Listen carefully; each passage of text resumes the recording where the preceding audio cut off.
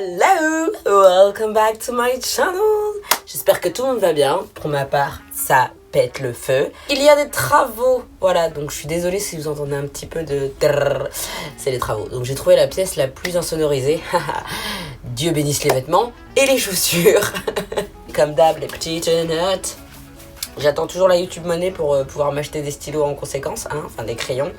Vous savez déjà. Merci encore sur TikTok, ça continue d'augmenter super vite. On est plus de 2300 je crois. Voilà, merci. Là on est bien, là on est droit, on est face to face, c'est nickel, on est d'équerre. Donc, en fait je suis retombée sur un article qui est toujours aussi inquiétant sur Planétoscope. Comme d'habitude, les sources, elles sont dans la barre d'infos. Je sais que je le dis pas tout le temps, mais vous pouvez retrouver tous les articles, des liens, etc. Des sources que j'ai consultées pour faire la vidéo. Je le dis pas assez, mais c'est comme ça à chaque fois. Sachez-le, je mets tout dans la barre d'infos. Et du coup, sur cet article, il était expliqué qu'il y avait à peu près 11 abandons d'animaux par heure. C'est plutôt pas mal. Ce qui fait un ratio d'à peu près 100 000 par an. Et ben, je vous laisse deviner le nombre tous les étés. Je vous laisse faire pause, écrire en commentaire le chiffre que vous pensiez. Voilà, je vous laisse 3 secondes. 60 000, ok, 60 000 animaux sont abandonnés chaque été. C'est énorme. Je ne sais pas si vous réalisez, c'est énorme. Cet acte est puni par la loi. C'est considéré comme un acte de cruauté qui est passible de 2 ans d'emprisonnement et de 30 000 € d'amende. Hein, malheureusement, les personnes qui font ça, elles sont pas souvent en prison et elles sont pas souvent prises. Hein. Voilà, mais sachez que c'est ce que ces personnes risquent. On ne prend pas un animal pour l'abandonner. Ça me paraît évident. J'ai lu un article qui concerne le Canada, plus précisément le Québec. Et en fait, il était expliqué que lors des déménagements, eh bien, il y avait 32% des animaux qui étaient abandonnés, quoi. Si on n'a pas les conditions pour accueillir, respecter et choyer jusqu'à la fin de ses jours un animal, on ne le prend pas. Ce qui me chagrine énormément et que je trouve impressionnant, c'est que les animaux sont beaucoup trop considérés comme des objets, comme des cadeaux. Non pas que l'enfant va mal s'en occuper, hein, mais c'est le principe que, en tout cas quand on est enfant, on se rappelle tous des cadeaux qu'on a peut-être demandés, qu'on a tanné nos parents, etc. Et au final, on a joué avec 3 mois. Vous voyez ce que je veux dire? C'est le principe de la nouveauté, enfin il y a des adultes aussi, mais surtout les enfants. C'est le principe du jouet, du « ah c'est trop bien, c'est le moment, c'est la mode », et puis après on se lasse. Ah, mais là c'est un animal quoi, faut continuer de le nourrir, faut continuer de le sortir, faut continuer de jouer avec. C'est un être vivant, hein, sinon il se laisse mourir, c'est évident. Ou alors il va mal, ou il adopte des comportements pas opportuns. Mais il n'est pas devenu comme ça du jour au lendemain. Ou trop de personnes qui oublient que leur animal, bah, il est le reflet de l'éducation qu'ils leur ont donnée. Si ton animal, voilà, moi j'ai rêve d'avoir une ferme du bonheur chez moi, de avoir des chèvres, des chevaux, des chiens, tout ce que vous voulez. J'adore ça, j'ai toujours vécu avec des animaux, parce que j'avais la chance d'avoir la place quand j'étais chez mes parents, on avait un jardin, on avait ce qu'il fallait, donc les animaux n'ont jamais manqué de rien, et on avait le lieu adéquat, et on savait comment s'en occuper, et on savait, voilà, s'il y avait besoin, on pouvait le faire. Mais c'est un coût, c'est pas donné à tout le monde, on le sait. À l'heure actuelle, j'ai pas le jardin nécessaire. Je vais pas prendre, parce que j'adore les petits chiens, mais j'adore les gros chiens. Je ne vais pas prendre un gros chien, alors que, certes, j'ai beaucoup de place à l'intérieur, mais j'ai moins de place à l'extérieur. Qu'est-ce que je vais aller prendre un gros chien? Enfin, bien sûr, il fera cette taille-là au début, mais voilà, un chien qui va faire 20 kilos, 15 kilos, je sais pas combien, 30 kilos, et qui va faire 1 mètre au garrot pour qu'il soit à l'intérieur sur du parquet. Si vous vous apprêtez à avoir un animal, pensez à ça, vraiment, à avoir ces 3 grosses conditions réunies. Conditions matérielles, donc d'avoir le cadre, l'espace, l'endroit suffisant. Conditions financières, parce que si vous n'avez pas les ressources, ça va être très compliqué. Hein. Il est malade, demain, il faut lâcher 1000 balles de veto. Faut les avoir, quoi.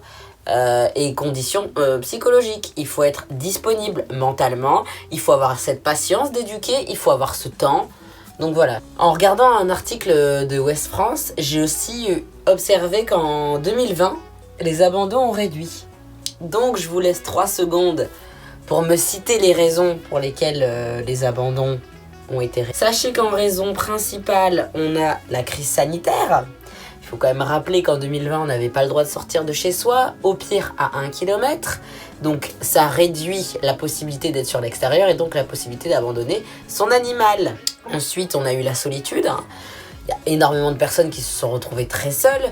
Donc là, elles ont trouvé un intérêt de garder finalement l'animal parce que c'était une présence supplémentaire, ceux qui étaient seuls, loin de leur famille, de leurs partenaires, etc. ou de leurs amis, enfin voilà. Il n'y avait pas de vacances, on devait rester chez nous, donc pas de possibilité de partir et de sentir ce côté encombrant, je mets des guillemets parce que selon moi, prendre un animal, c'est pas encombrant, mais c'est ce qui a pu être dit pour les personnes, forcément, qui vont abandonner leur animal, c'est un poids en moins, forcément. Et en dernier, qui est quand même assez intéressant et assez important, la police. La police a été beaucoup plus dans les rues, elle était beaucoup plus dehors. Donc déjà que vous risquiez d'avoir une amende parce que vous étiez dehors, ensuite parce que vous abandonniez votre animal, voilà, ça a dissuadé plus d'un. Les associations sont très inquiètes parce qu'elles ont peur qu'il y ait une recrudescence exponentielle justement du taux d'abandon. Comme d'habitude, j'ai fait un petit sondage sur Instagram. Ceux qui me suivent pas, vous ratez, je vous le dirai toujours, sid.uzl. Si vous partez en vacances, quel moyen de garde vous trouvez pour votre animal ou est-ce qu'il part avec vous? C'est assez intéressant comme sondage parce que on a beau aimer son animal de tout son cœur, ça fait aussi partie des contraintes. Je mets toujours des guillemets parce que pour moi c'est juste des conditions de vie, on prend l'animal, on le prend jusqu'au bout. Mais imaginons dans le meilleur des cas, l'avion il est autorisé, l'hôtel il est autorisé, mais après tout ce que vous allez faire sur place doit être en fonction de votre animal. Vous n'allez pas aller à la plage et laisser votre animal à l'hôtel, sauf que sur les plages les animaux sont interdits. Sauf que dans les restaurants, beaucoup de restaurants refusent des animaux. Il y a tellement d'alternatives, il y a tellement de possibilités. Avant ça, pour vous y faire, vous pouvez garder l'animal d'un ami, vous pouvez aller visiter un refuge. Enfin, il y a plein de possibilités. Il y a des cafés pour animaux. Vous pouvez boire un café et puis rencontrer des animaux qui peuvent être adoptables. Donc, vous pouvez vous y faire, créer du lien. Enfin, il y a plein de possibilités. Vraiment, maintenant, il existe énormément de choses. Même la SPA, maintenant, ils font des vrais formulaires quand vous voulez adopter un animal. Quand vous voulez abandonner un animal, au lieu de le faire sur le bas-côté de la route, si jamais vous voulez vous en séparer, vous pouvez le faire à la SPA, il faut 80 € de participation. Pour rappel, la SPA, c'est la Société Protectrice des Animaux.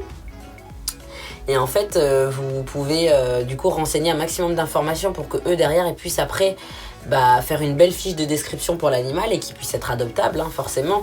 Que vous le savez aussi, si les fourrières sont complètes et si la SPA ne peut plus réceptionner tous les animaux parce qu'il y en a trop, ils sont obligés de les euthanasier. C'est pas la meilleure des conditions, voilà, que d'adopter un animal dans une animalerie. Voilà, j'ai fait un sondage aussi à ce niveau-là. La majorité des réponses, je vous le mettrai ici, la majorité des réponses c'était chez un particulier, donc une personne qui soit avait des animaux parce que son animal a fait des petits, ou soit c'est une personne qui perpétue une race par exemple d'animal, etc. Après effectivement il y a le refuge, il y a l'adoption, et puis après il y a l'animal magasin, Jardiland, Gamme Vert. Je vous avouerai que je ne suis pas fan de voir des petits animaux dans des cubes comme ça, que ce soit des tortues, tout ce que vous voulez, des lapins, je suis pas trop fan. Je préfère chez des vraies personnes. Parce qu'en plus on peut plus discuter et puis les conditions de vie sont quand même relativement meilleures. Dans la plupart des cas, bien sûr, on n'est pas toujours derrière. Mais voilà, si vous pouvez un maximum essayer, et puis aussi dans les refuges, pour essayer de les vider, parce que tous les ans ils se remplissent et puis vous savez comment ça se termine, donc ça serait intéressant qu'ils puissent avoir une seconde vie assez chouette, quoi. Sachant que la première, elle a jamais été très géniale si on les a abandonnés. Donc en tout cas, j'espère que cette petite vidéo façon Brigitte Bardot, 30 millions d'amis vous a intéressé. N'hésitez pas à écrire dans les commentaires si vous avez déjà un animal, si vous comptez en adopter un ou plusieurs, leur prénom, où est-ce que vous les avez adoptés. Enfin, voilà, on va être dans la communauté de la bienveillance aussi envers les animaux. Enfin, on l'est déjà, mais on le redit. Tout le monde est le bienvenu. Même vos petits animaux, ils peuvent regarder les vidéos, il n'y a pas de souci. Je sais pas s'ils comprendront tout, mais bon, je sais pas encore gérer le sous-titrage animalier, mais pourquoi pas si un jour ça existe, qui sait. En tout cas, je vous fais d'énormes bisous. Prenez soin de vous et de vos petits animaux. Gros bisous et puis à samedi prochain.